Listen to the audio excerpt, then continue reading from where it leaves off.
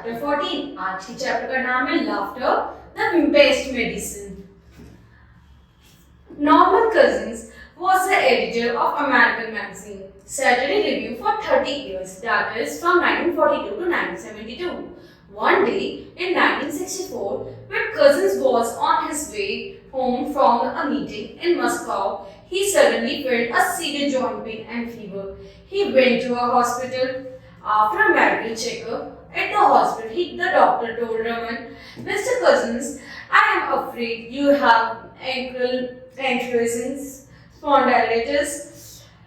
Norman heard the name of the disease from the first time, so he requested the doctor, "Please tell me more about it." एक बार की बात जो Norman cousin editor था American magazine का Saturday review for 30 years, जो Norman था American magazine Saturday review पर 30 साल से काम कर रहा था वहां पे, जो इसका मतलब था 1942 से 1972 तक। तो एक दिन 1964 में जो नॉर्मन कजिन है वो अपने घर वापस जा रहे थे मीटिंग अटेंड करके, जब उसकी जो जॉइंट में उसको बहुत ही तगड़ा पेन महसूस हुआ, जिसकी वजह से वो हॉस्पिटल गया।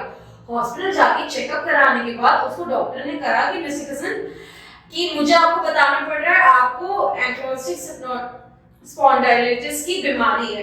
अब नमन ने तो वर्ड ही पहली बार सुना था ये बीमारी का नाम, तो उन्होंने उनसे कहा कि क्या मुझे थोड़ा एक्सप्लेन करेंगे इसका क्या मतलब हुआ। The doctor told Norman that ankylosing spondylitis was a chronic illness that destroys the connective tissue of the body. वो इसे समझाते हैं ये ऐसी बीमारी है जिससे जो कनेक्टिव टिश्यू होता है हमारी बॉडी के वो उसे धीरे धीरे करके डिस्ट्रॉय करने लगता है। He told Norman that his condition was such due to his exposure to heavy metal poisoning. "I'm afraid you have to stay in the hospital for some time," the doctor told Norman.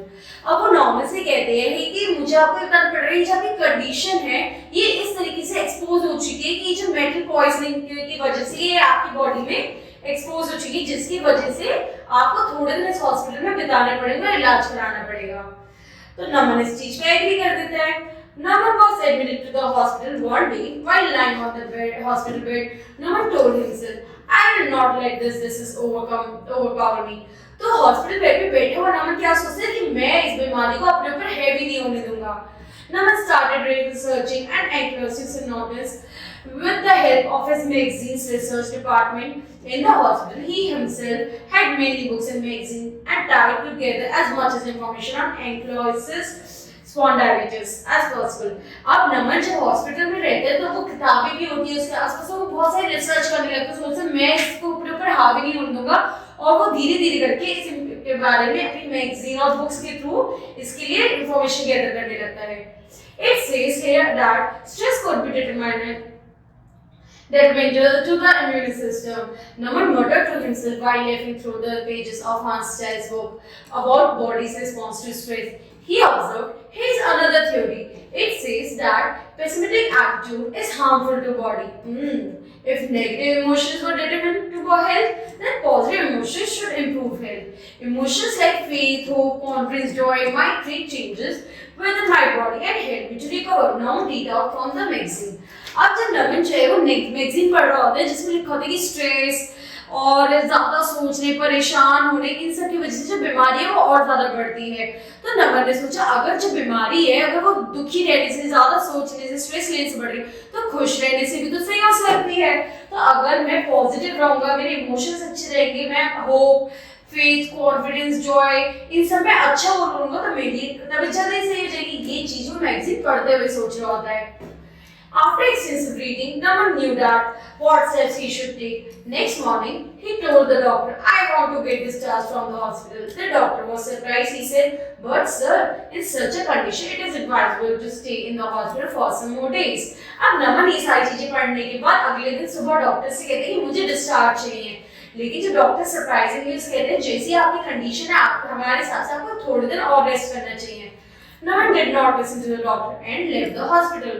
He resolved a hotel suite in Mananta. He kept a nurse to read out hilarious stories and watch Marx Brothers movies.